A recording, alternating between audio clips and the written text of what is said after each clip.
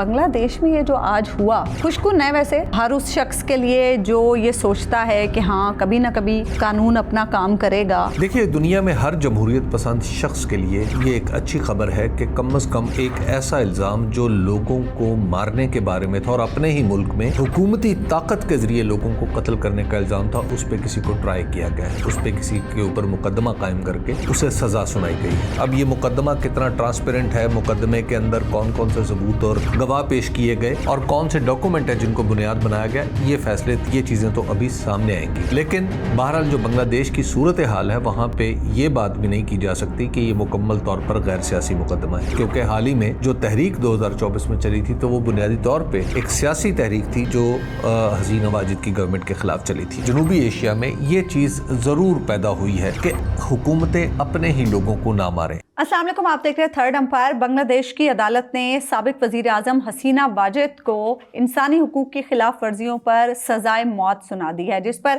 حسینہ واجد کا موقف بھی سامنے آیا ہے اور وہ یہ کہتے ہیں کہ ہم سب یاد رکھیں گے، سب کا حساب لیا جائے گا۔ اس کے ساتھ ساتھ پاکستان میں 27ویں آئینی ترمیم کے بعد اس وقت جو ماحول ہے اس پر بھی ہم گفتگو کریں گے۔ آزاد کشمیر میں بھی آج ایک تبدیلی ہوئی ہے حکومت کی، اس حوالے سے بھی گفتگو کریں گے، اور اقبال سنگھیڑا کے فرار کی کیا کہانی ہے اس پر بھی حبیب صاحب سے تفصیل سے گفتگو کریں گے۔ حبیب صاحب، سب سے پہلے تو یہ کہ بنگلہ دیش میں یہ جو آج ہوا خوشکن ہے ویسے ہر اس شخص کے لیے جو یہ سوچتا ہے کہ ہاں کبھی نہ کبھی قانون اپنا کام کرے گا اور انصاف۔ دیکھیے دنیا میں ہر جمہوریت پسند شخص کے لیے یہ ایک اچھی خبر ہے کہ کم از کم ایک ایسا الزام جو لوگوں کو مارنے کے بارے میں تھا اور اپنے ہی ملک میں حکومتی طاقت کے ذریعے لوگوں کو قتل کرنے کا الزام تھا، اس پہ کسی کو ٹرائی کیا گیا ہے، اس پہ کسی کے اوپر مقدمہ قائم کر کے اسے سزا سنائی گئی ہے۔ اب یہ مقدمہ کتنا ٹرانسپیرنٹ ہے، مقدمے کے اندر کون کون سے ثبوت اور گواہ پیش کیے گئے اور کون سے ڈاکومنٹ ہیں جن کو بنیاد بنایا گیا، یہ فیصلے یہ چیزیں تو ابھی سامنے آئیں گی۔ لیکن بہرحال جو بنگلہ دیش کی صورتحال ہے وہاں پہ یہ بات بھی نہیں کی جا سکتی کہ یہ مکمل طور پر غیر سیاسی مقدمہ ہے، کیونکہ حال ہی میں جو تحریک 2024 میں چلی تھی تو وہ بنیادی طور پہ ایک سیاسی تحریک تھی جو حسینہ واجد کی گورنمنٹ کے خلاف چلی تھی۔ اب اس میں کم از کم جنوبی ایشیا میں یہ چیز ضرور پیدا ہوئی ہے کہ حکومتیں اپنے ہی لوگوں کو نہ ماریں۔ یہی صورتحال برما میں تھی، اور برما آج تک آپ دیکھ لیجئے کہ برما دنیا میں تو خیر اس کا کیا مقام ہے، خود ساؤتھ ایشیا میں اس کا مقام جو ہے وہ تقریباً نہ ہونے کے برابر رہ گیا۔ کیا وجہ ہے کہ برما میں وہاں کی جو فوجی حکومت ہے وہ اپنے لوگوں پر سختی کر رہی ہے، اپنے لوگوں کو مار رہی ہے، اپنے لوگوں کے لیے ہارڈ اسٹیٹ بن رہی ہے۔ وہ ہارڈ اسٹیٹ آپ اس کو کہہ لیں، پتہ نہیں کیا یہ ہارڈ اسٹیٹ کا کانسیپٹ میں تو جانتا نہیں ہوں کہ یہ کیا ہوتا ہے۔ اچھا، اسی طرح آپ دیکھ لیجئے کہ نارتھ کوریا میں لوگ، حکومتیں باہر کے جو ممالک ہیں وہ اس کے اوپر اعتراض کیے ہوئے ہیں۔ حتیٰ کہ چین کے اندر جو سنکیانگ کا صوبہ ہے وہاں پر جو رہنے والے اور مسلمان ہیں ان کے ساتھ جو خصوصی یا امتیازی سلوک ہے اس کے اوپر بھی دنیا آواز اٹھا رہی ہے۔ تو جب یہ صورتحال پیدا ہو رہی ہے تو پہلی دفعہ کسی ملک کے اندر سے یہ آواز اٹھنا اور قانون کے پہیے کا چل پڑنا، یہ بہت ہی سگنیفیکنٹ بات ہے۔ اس سے پہلے ہم نے کبھی یہ نہیں دیکھا، نہ انڈیا میں، نہ پاکستان میں، نہ بنگلہ دیش میں، کہ مقامی لوگوں کو حکومت نے مارا ہو مظاہرے روکنے کے لیے اور اس کے اوپر کوئی مقدمہ چلا ہو، کیونکہ حکومتیں اس کو ہمیشہ حش اپ کر دیتی ہیں۔ تو یہ ایک روایت تو بڑی مثبت ہے۔ اچھی ہے۔ دوسری بات یہ ہے کہ آپ کو پتہ ہے کہ جس ٹریبیونل نے انہیں سزا دی ہے یہ ٹریبیونل بھی خود انہی کا بنایا ہوا تھا، اور انہوں نے ہی جب 2009 میں 2008 کے بالکل دسمبر کے آخری دنوں میں الیکشن ہوا تھا تو 2009 میں جب وہ اقتدار میں آئی تھیں حسینہ واجد صاحبہ، تو انہوں نے انٹرنیشنل کرائم ٹریبیونل بنایا تھا جس میں یکے بعد دیگرے ترامیم بھی کی گئیں اور اس کو ٹیلر میڈ کیا گیا کہ جو خاص طور پر جماعت اسلامی کے وہ لوگ جنہوں نے 1971 میں جب مشرقی پاکستان بنگلہ دیش بن رہا تھا اور وہ متحدہ پاکستان کے لمبردار تھے، تو ان لوگوں کے خلاف مقدمے چلائے جائیں اور ان میں سے کئی لوگوں کو پھانسیاں دی گئیں، بڑے بزرگ جی، اور کئی بزرگ جو ہیں وہیں جیل میں ہی وفات پا گئے۔ تو یہ یہ ٹریبیونل انہوں نے انٹرنیشنل کرائم ٹریبیونل جو بنایا تھا، اور اس حکومت نے بھی کسی دوسری عدالت کو استعمال نہیں کیا، انہی کے بنائے ہوئے ٹریبیونل میں کو دو حصوں میں تقسیم کیا، ایک ٹریبیونل 1 نے اس کو ختم نہیں کیا اور ایک ٹریبیونل 2 بنایا کہ ہاں جی جینوسائیڈ جو تھا یعنی نسل کشی کی جو کوشش تھی وہ تو آپ نے بھی کی ہے نا جی. تو اب آپ بھگتے اور اس میں یہ ثابت یہ کیا گیا ہے کہ حسینہ واجد نے باقاعدہ طور پر فوج کو اور دیگر جو ایجنسیز تھی ان کو احکامات دیے تھے کہ آپ جو چاہے استعمال کر لیں. اب دیکھیے ملک کے اندر مظاہرین پہ ڈیموکریٹک پروسیشن کے اوپر آپ کو پتا وہاں پہ کیا ہوا؟ ڈرون اٹیک ہوئے, ڈرون استعمال کیے گئے اور ایسے ایسے ڈرونز آ چکے ہیں جو گولیاں برساتے ہیں اوپر سے. تو اس طرح کا ڈرون استعمال ہوا وہاں پہ جس نے یا تو کوئی چیز یا گولیاں چلائیں یا کچھ اور ہوا, تو اس ڈرون کے استعمال کا بھی ذکر آیا ہے. تو جب اپنے ہی لوگوں کے خلاف حکومتیں اس طرح کھڑی ہو جائیں تو پھر ظاہر ہے ایک نہ ایک دن وقت آتا ہے, ایک نہ ایک دن آتا ہے جب احتساب ہوتا ہے, جب خون کا حساب دینا پڑتا ہے. اور یہاں پر تو 1400 لوگوں کی بات ہو رہی ہے. بنگلہ دیش کے اندر 1400 لوگ قتل کر دیے گئے حکومت کی طرف سے. تو ظاہر ہے اس کا حساب کتاب تو ہونا ہے. حساب تو ایک آدمی کا بھی ہونا چاہیے, لیکن ابھی تک ہم وہاں پر نہیں پہنچا جنوبی ایشیا کہ جہاں پہ ہم ایک آدمی کے قتل کو بھی انسانیت کا قتل سمجھیں. ابھی تک ہم ہماری حکومت دیکھ لیجئے نا کہ ہماری حکومت, میں یہ نہیں کہتا کہ یہ اتنی اس نے ظالمانہ کام کیا جتنا وہاں کیا وہاں پہ, لیکن یہاں پر جو جس طرح ہماری حکومت نے بھی کیا ہے, جو 26 نومبر ہے اور پھر جو مرید کے والا واقعہ سانحہ ماڈل ٹاؤن کیوں بھول جاتے ہیں, سانحہ ماڈل ٹاؤن ہے, آپ دیکھ لیجئے کہ اب تک کسی کو سزا نہیں ملی. تو کم از کم یہاں پر احتساب کا یہ سلسلہ تو شروع ہونا چاہیے کہ جو نہتے مظاہرین ہوں ان کے اوپر گولیاں کیوں چلائی جائیں. ان کو روکنے کے 1000 طریقے استعمال کیے جا سکتے ہیں. انہیں خندقیں کھود لیتے ہیں, آپ کنٹینر لگا لیتے ہیں, سارا کچھ ہوتا ہے. گولی چلا کے لوگوں کو قتل کرنا یہ ساؤتھ ایشیا میں ہی ہوتا ہے. انڈیا میں ابھی نسبتاً کم ہو گیا ہے, بنگلہ دیش میں یہ پہلے بھی تھا اور وہ کلمینیٹ ہوا, پاکستان میں یہ نسبتاً کم ہے. نہیں یہاں وہ آپ کہہ رہے ہیں نا کہ حل صرف گولی چلانا ہی کیوں, جب ہارڈ سٹیٹ کی طرف ہم جا رہے ہیں نا, اب ہم خود بھی برملا کہتے ہیں, ہم ہارڈ سٹیٹ بن رہے ہیں. یہ ہارڈ سٹیٹ کا کانسیپٹ, یہ لفظ دراصل فیلڈ مارشل صاحب سے منسوب کیا جاتا ہے. انہوں نے غالباً سافٹ سٹیٹ کی جگہ ہارڈ سٹیٹ کو استعمال کیا ہوگا یا بنانا, میں نے چونکہ سنی نہیں گفتگو.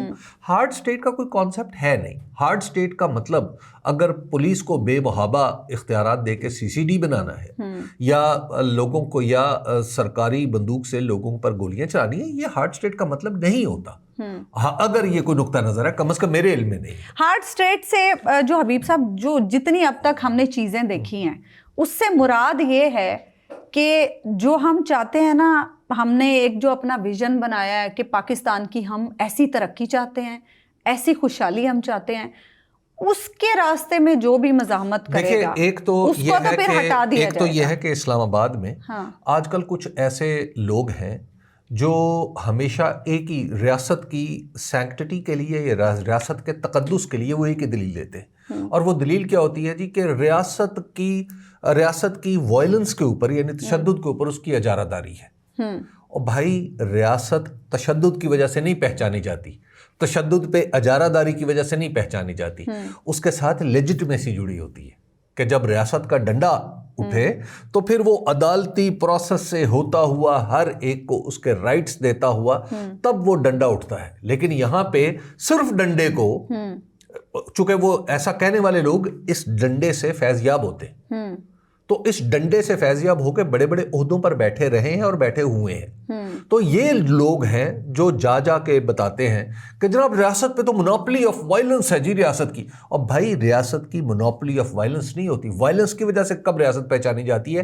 یہ ادھورے فکرے پولیٹیکل سائنس کی کتابوں میں پڑھ کے آ جاتے ہیں اور یہاں پر آ کے ہمارے اوپر لادنا شروع کر دیتے ہیں. بے شک حبیب صاحب, یہ تو خیر اینی وے, تو پاکستان قطن اور انشاءاللہ عزیز ایسا ملک نہیں ہوگا کہ جس کی بندوقیں اپنے شہریوں کے خلاف اٹھیں.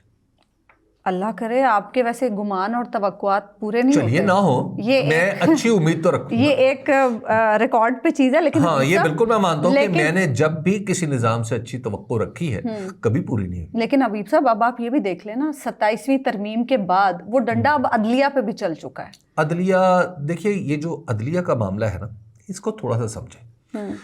پاکستان کے اندر بنیادی طور پہ جو ہمارے یہی ہے نا, کچھ نیریٹیوز, بڑے انٹیلیجنٹ لوگ بھی ہیں گورنمنٹ کے اندر, لیکن وہ نیریٹو کو بالکل نا توڑ مروڑ دیتے ہیں. دیکھیے جس عدلیہ کو ہم کہتے ہیں نا, وہ ہم یہ کہتے ہیں جی اس عدلیہ نے تو بھٹو کو بھی سزا دی, یہ تو جسٹس منیر کی عدلیہ تھی. یہ بالکل وہ عدلیہ نہیں تھی.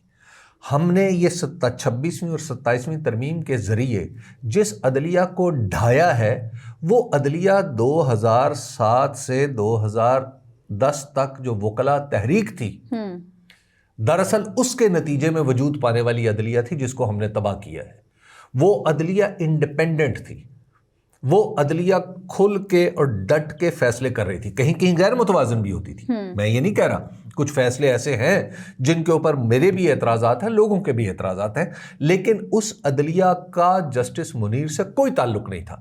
جسٹس منیر کی سنت پہ چلنے والا ایک ہی شخص آیا ہے اس عدلیہ نے, اور اس نے پوری عدلیہ کو برباد کر دیا, وہ قاضی فائز عیسیٰ تھا. ٹھیک ہے, ہم نے بنیادی طور پر اس عدلیہ کو گرا دیا ہے جو خود کو انڈیپینڈنٹ بنانے میں کامیاب ہو رہی تھی, جس کا ایک تحکم تھا, جس کا ایک تقدس قائم ہو رہا تھا. نہیں, لیکن ہمارے سیاستدانوں کا تو یہ شکوہ ہے نا کہ یہ تو عدلیہ نے اپنے آپ کو پتہ نہیں کیا سمجھ لیا تھا, اور یہ عدلیہ جس وزیر اعظم کو چاہتی تھی گھر بھیج دیتی تھی, تو اس لیے یہ اس عدلیہ نے اپنی ایک اجارہ داری بنا لی تھی. کوئی اجارہ داری نہیں تھی. دیکھیے یہ ہمیشہ سیاستدان جو ہیں, یہ انہیں اپنی اپنے بقا کے لیے ایک نیریٹو کی ضرورت ہوتی ہے, اور ان کا حق بھی ہے وہ بنائیں. تو وہ اپنے اپنے نیریٹو بنا رہے تھے, لیکن وہ ضروری نہیں جو پولیٹیکل نیریٹو ہو وہ ریالٹی بھی ہو. ٹھیک ہے, یہ ضروری نہیں ہے. ریالٹی تھا ہماری عدلیہ, ریالٹی ہماری عدلیہ تھی جس کی بنیادوں میں بارود قاضی فائز عیسیٰ نے بھرا تھا. اور اب جو عدلیہ, وہ عدلیہ, اس عدلیہ کا یہ آپ سمجھے کہ جسٹس منیر والی عدلیہ زندہ ہوئی ہے. لیکن حبیب صاحب ویسے آپ بار بار کہتے ہیں قاضی فائز عیسیٰ نے بارود بھرا تھا, وہ تو صرف سہولت کار تھے. نہیں, بارود بھرنا ہی نا, پھر فلیتے کو آگ کسی اور نے دکھا دی تھی. دیکھیے بات یہ ہے کہ اب جو عدلیہ ہے, اس وقت جو عدلیہ ہے, اس میں ہائی کورٹ کے جج کی حیثیت ایک سرکاری افسر کی سی ہو گئی, اور اسی طرح جو جو ہائی کورٹ کے اندر چیف جسٹس کی حیثیت ایک اعلیٰ سرکاری افسر کی ہو گئی. اور بالکل جو سپریم کورٹ ہے, جیسے میں عرض کرتا ہوں کہ سپریم کورٹ واض و تلقین کے لیے ہی باقی بچی ہے, اور جو آئینی کورٹ ہے اس سے کسی کو آج کی تاریخ میں پاکستان کے اندر یہ توقع نہیں ہے کہ جب دستور کا معاملہ اور انسانی حقوق کا معاملہ آئے گا تو یہ حکومتی ترجیحات سے باہر نکلے گی اور دستور کے مطابق فیصلہ کرے گی, کیونکہ یہی وہ بینچ ہے, یہی وہ بینچ ہے جس نے, جو بینچ اس وقت بن رہا ہے تقریباً وہی ہے جس نے مخصوص ایک بھی فیصلہ حکومت کے خلاف جواز دیا, اس نے فوجی عدالتوں کو بھی جواز دیا. تو آگے اب تو یہ تڑی لگائے گی نا حکومت ہمیں, حکومت کہے گی اچھا جاؤ آئینی عدالت میں, ہمیں پتہ ہے نا وہاں پہ کون بیٹھا ہوا, تو اب تو لہٰذا جب عدلیہ یہ صورت اختیار کر جائے تو پھر آپ کے پاس دو ہی صورتیں, کیا آپ ڈر کے بیٹھ جائیں کہ آپ کو تو پتہ ہے انصاف نہیں ملنا کہیں سے, پہلے یہ حوصلہ تھا, ایک امکان ہوتا تھا, تو اب آپ کو پتہ ہے کہ انصاف نہیں ملنا, تو آپ ڈر کے بیٹھ جائیں. ڈر کے تو کوئی نہیں بیٹھتا, ٹھیک ہے نا. دیکھیے کچھ لوگ ڈر کے اس ماحول میں تھوڑی سی ہم روشنی کی کرنیں دیکھ رہے ہیں نا, کہیں نہ کہیں چلے 10 منٹ کی صحیح. آج لاہور میں وکلا نے ریلی نکالی, پشاور میں وکلا باہر نکل رہے ہیں, اسلام آباد بار کے وکلا سے آج پی ٹی آئی والوں نے ملاقات کی, کہیں نہ کہیں ایک تحرک تو ہم دیکھ رہے ہیں. اب یہ جو تحرک ہے کیا تحریک میں بدلے گا, یہ ایک اگلا سوال ہے, ٹھیک ہے نا. اس پہ یہ ایک اگلا امکان ہے. جب بھی دنیا میں کوئی تحریک چلتی ہے تو وہ عام طور پر چھوٹے چھوٹے پہلے اسی طرح کے واقعات ہوتے ہیں, اور کئی دفعہ یہ الگ الگ واقعات جو ہیں اپنی جگہ پہ ختم ہو جاتے ہیں, اور کبھی یہ کسی بڑے دھارے میں جا گرتے ہیں. یہ دونوں صورتیں ممکن ہوتی ہیں. آج یہ کہنا کہ تحریک نہیں چلے گی تو یہ بھی غلط ہوگا, اور یہ کہنا کہ تحریک چلے گی تو یہ خوشگمانی رکھنا بھی مناسب نہیں ہوگا.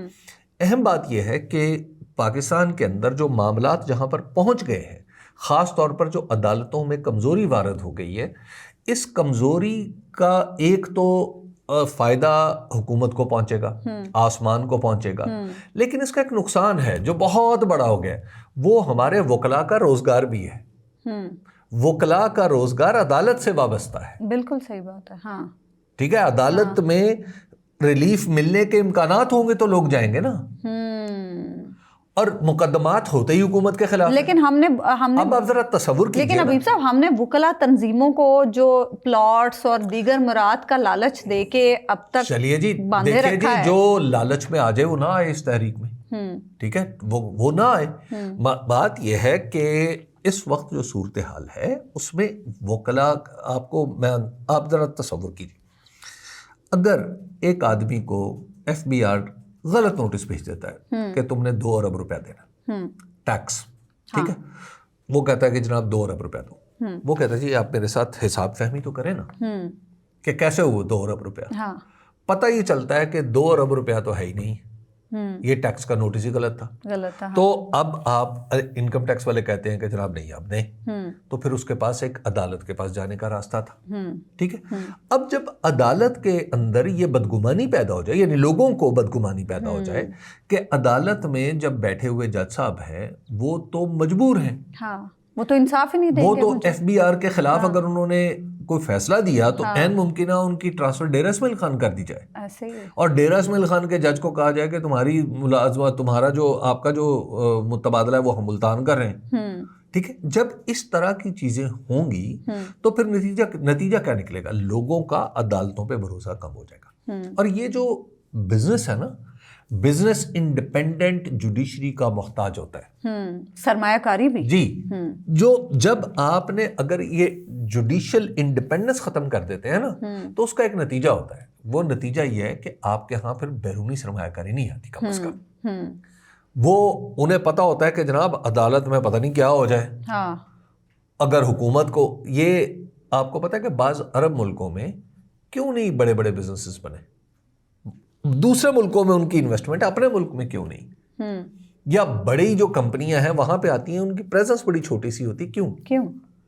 اس کی وجہ صرف اور صرف عدالتی نظام ہے. کیونکہ جب عدالتی نظام ویک ہوتا ہے تو کارٹلائزیشن ہوتی ہے, اور جب کارٹلائزیشن ہوتی ہے تو اس میں جو طاقتور ہے اس کی کارٹلائزیشن سب سے تگڑی ہوگی. یہی ہوتا ہے پاکستان, جو بہت سارے گروپس صنعتی گروپ ہیں ان کے ساتھ یہ مختلف عرب ممالک میں ہو چکا ہے. اس وجہ سے وہ وہاں پر انویسٹمنٹ کرنے کی بجائے کہیں اور کرتے ہیں کہ کسی کو کیا پتا ہو, کسی وقت کسی کو بند کریں گے, چلو جی اتنے پیسے نکالو, ٹھیک ہے, اور عدالت کچھ نہیں کرے گی. تو اور یہ جب واقعات, جب آپ یہ ہر بزنس مین کو نظر آ رہے ہوتے ہیں, وہ پاگل تو نہیں ہوتا, بالکل ایسے ہے.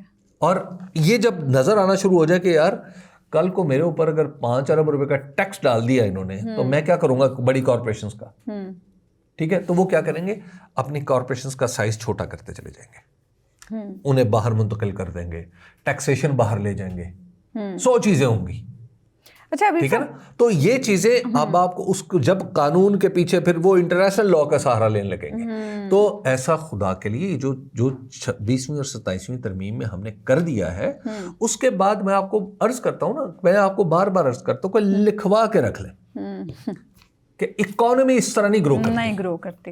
سیاسی اثرات حبیب صاحب آپ کیا دیکھ رہے ہیں کس 27ویں آئینی ترمیم؟ دیکھیے 27ویں آئینی ترمیم کے بعد جو پاکستان تحریک انصاف, جو پاکستان کی سیاست کا مرکز و محور ہے اس وقت, اس کی جو امیدیں ہیں وہ ختم ہو جائیں گی عدالت سے, ٹھیک ہے نا. اب تقریباً آپ دیکھیں کہ تقریباً اس بات پہ اتفاق رہا کہ فلاں میں بھی سزا ہو جائے گی, فلاں میں بھی ہو جائے گی, فلاں میں بھی. اچھا یہ ہوگا کہ مقدمے روکتے چلے جائیں گے. جب آپ یہ تقریباً وہ صورتحال ہے جو ذوالفقار علی بھٹو کے کیس میں جنرل ضیاء نے بنا دی تھی, ادھر سے جج کو ہلاؤ, ادھر سے جج کو ہلاؤ, اور نتیجہ کیا نکلا کہ پھر ایک ٹریجڈی پاکستان کی, اور پاکستان کی اس ٹریجڈی کو 45 سال بھگتا ہم نے. اچھا, پھر عدلیہ کو معذرت بھی کرنا پڑی, اور پھر معذرت بھی کرنا پڑی, 45 سال لگ گئے عدلیہ کو ریئلائز کرنے میں. لیکن اگین یہ وہ عدلیہ تھی جو ایک انڈیپینڈنٹ تھی, تو اس کے اندر معافی کا حوصلہ پیدا ہوا.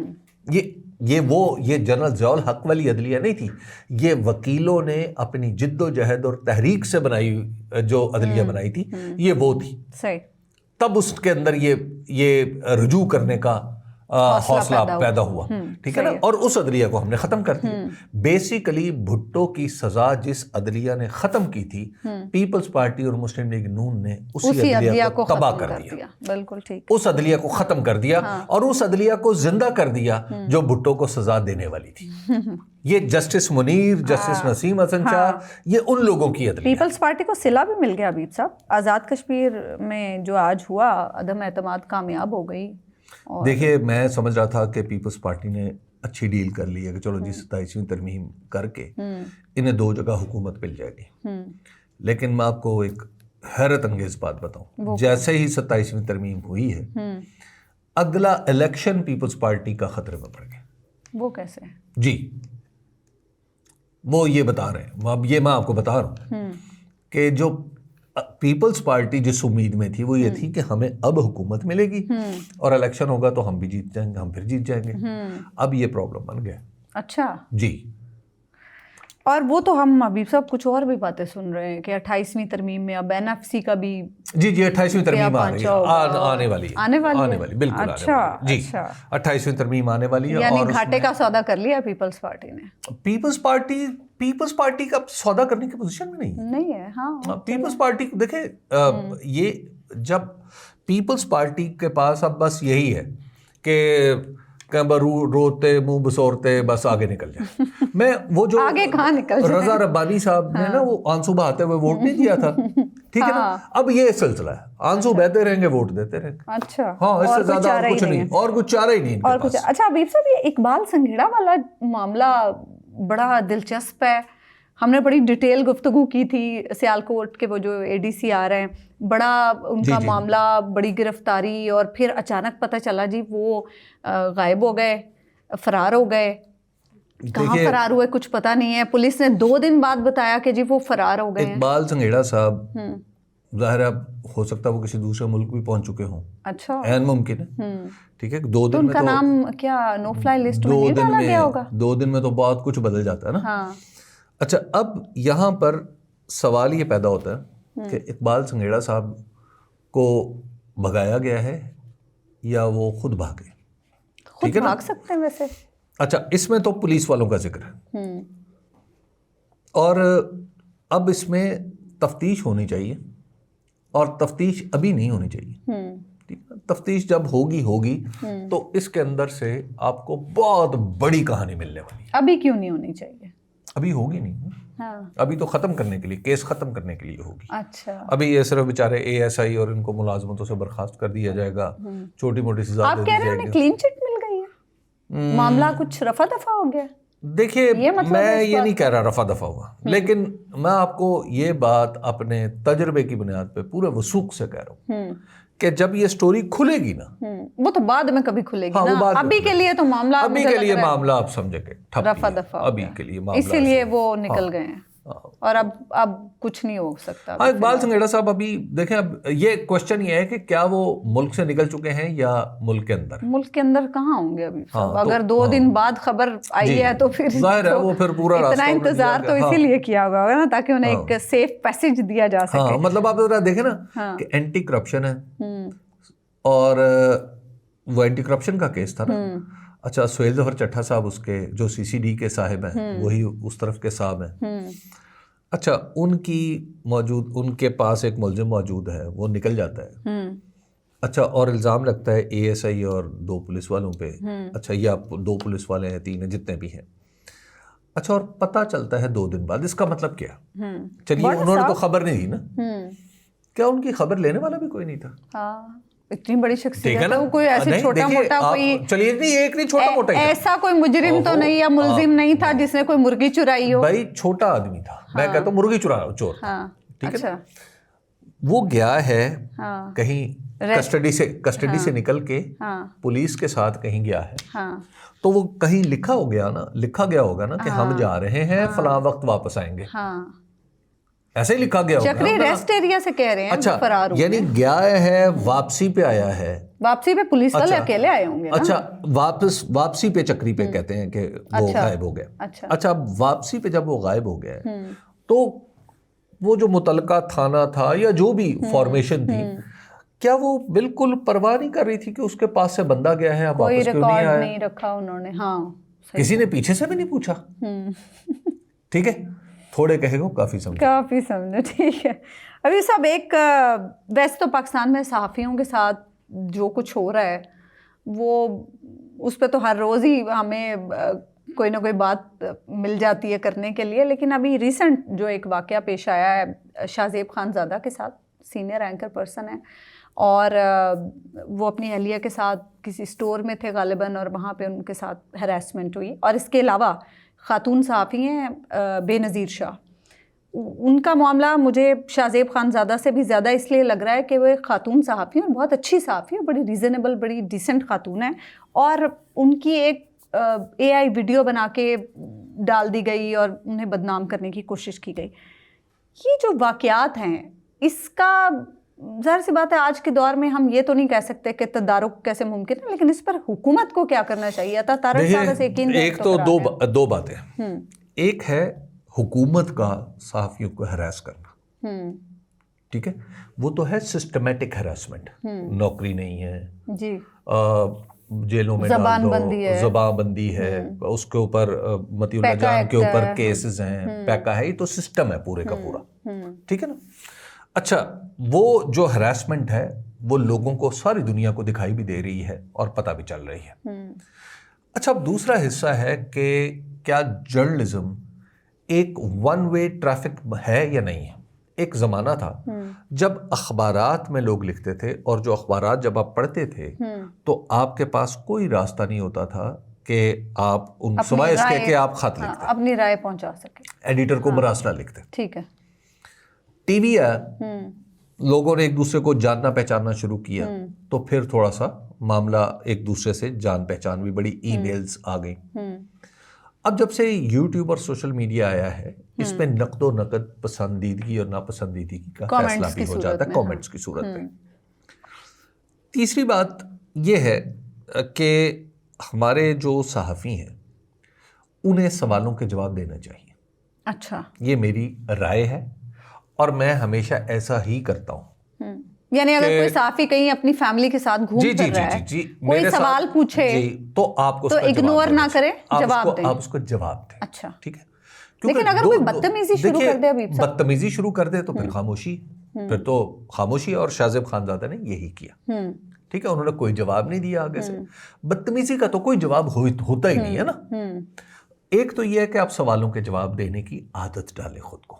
اچھا, ٹھیک ہے نا. اچھا کہ آپ جو بات کہہ رہے ہیں, جو دلیل آپ دے رہے ہیں, تو پھر اس کی ایک مخالف دلیل بھی ہوگی. تو ہم سب کو ایک دوسرے کی بات سننی چاہیے, اور صحافیوں کو اس پرٹیکولر کیس میں نمونہ ہونا چاہیے. مجھے کسی نے فیس بک پہ بہت ساری گالیاں لکھ کے بھیج دی. میرے بچے میرے پاس آئے, انہوں نے کہا یہ آپ کے پیج پہ تو بڑی گندی گندی گالیاں لکھی ہوئی ہیں. میں نے کہا بیٹا اگر میں بات کر رہا ہوں تو پھر دوسرے کو بھی استحقاق ہے کہ وہ بات کرے. انہوں نے کہا لیکن گالیاں, میں نے کہا میرے پاس دلیل ہے, اس کے پاس گالیاں ہیں. صحیح.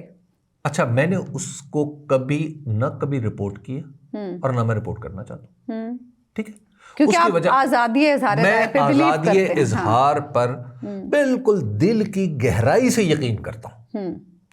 اچھا اگر مگر اس کے ساتھ میں کچھ نہیں لگاتا.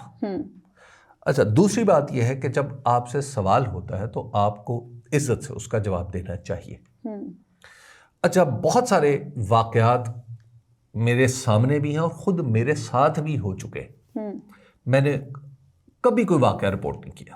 اس کی وجہ یہ ہے کہ پاکستان کے اندر اس وقت جو سوسائٹی کی صورتحال ہے اس میں جب آپ لوگوں کے دل دکھے ہوئے ہیں, پاکستان کا الیکشن چرایا گیا ہے, پاکستان کی عدالتیں منہدم ہو گئی ہیں, اور ایسے میں عمران خان کو کہاں انصاف مل رہا ہے؟ بے شمار لوگ ہیں جیلوں میں پڑے ہیں, انصاف عوام کو نہیں مل رہا ہے, کہاں انصاف ہو رہا ہے؟ تو جب انصاف نہ ہو رہا ہو تو بھائی دل دکھتے ہیں. تو لوگ سمجھتے ہیں کہ اس میں صحافیوں کا بھی اچھا اس میں جب لوگ یہ سمجھتے ہیں کہ جو اچھا صحافیوں کی بھی انہوں نے تقسیم کر رکھی ہے کہ یہ صحافی حکومت والے صحافی ہیں اور یہ صحافی دوسرے صحافی ہیں. ہاں یہ تو ہے. ٹھیک ہے نا. اب یہ بھی ہے نا وہ کسے کے کشتہ نشد از قبیلہ مانست، یہ بھی کہانی چل پڑی ہے نا. تو اب صورتحال یہ ہے کہ صحافیوں کو اولاً جواب دینا چاہیے، سیاستدان کو اور صحافی کو، کیونکہ یہ لوگ خود کو پبلک کے سامنے پیش کرتے ہیں. تحمل سے جواب دینا چاہیے. اور ہراسمنٹ کا کوئی نتیجہ کوئی جواب نہیں دیا جا سکتا. اس پہ شاہ زیب خانزادہ نے بڑا عمدہ مظاہرہ کیا کہ انہوں نے اس ناخوشگوار صورتحال کو اس سے اچھی طرح نمٹنے کی کوشش کی. دوسری بات یہ ہے کہ اب آ جائیں بے نظیر شاہ کا معاملہ. بے نظیر شاہ کا معاملہ جرم ہے. جس نے یہ حرکت کی ہے اس نے جرم کیا ہے. اس نے خود کو یعنی بیسیکلی سائبر کرائم کا یہ دیکھیے یہ جرم ہے. یہ اس نے دھمکی دی ہے، یہ اس نے عزت پہ ہاتھ ڈالا ہے، اس نے آزادی اظہار پہ ہاتھ ڈالا ہے. تو اس جرم کی سزا تو سخت سے سخت ہونی چاہیے. ٹھیک ہے نا. اور اس جرم کو سخت سے سخت نہیں جو قانون میں لکھی ہوئی ہے وہ سزا ہونی چاہیے. اچھا اب اس شخص کو جو بھی اس کا ذمہ دار ہے اس کو پکڑے. اور اس کو پکڑنا کس نے؟ حکومت نے پکڑنا ہے نا. اچھا لگے آپ تو یہ بھی بتا دیں کہ جو ہراسمنٹ حکومت کی طرف سے صحافیوں کے ساتھ ہو رہی ہے اس کی کیا اس پہ صرف ہم رو سکتے ہیں، اس پہ ہم نوکریاں گوا سکتے ہیں، اس کے اوپر ہم اور آپس میں بیٹھ کے بات چیت کر سکتے ہیں. میں تو بددعائیں بھی دیتی ہوں. تو حکومت کے ساتھ لڑا تو نہیں جا سکتا. ٹھیک ہے. لیکن وہ ایک شعر ہے کہ حسن اور حکومت سے کون جیت سکتا ہے، حسن اور حکومت کی عمر کتنی ہوتی ہے. بالکل صحیح بات. لیکن ہم اپنے حصے کی شمع بھی جلاتے رہیں گے. ہمیں اجازت دیجیے. اللہ نگہبان.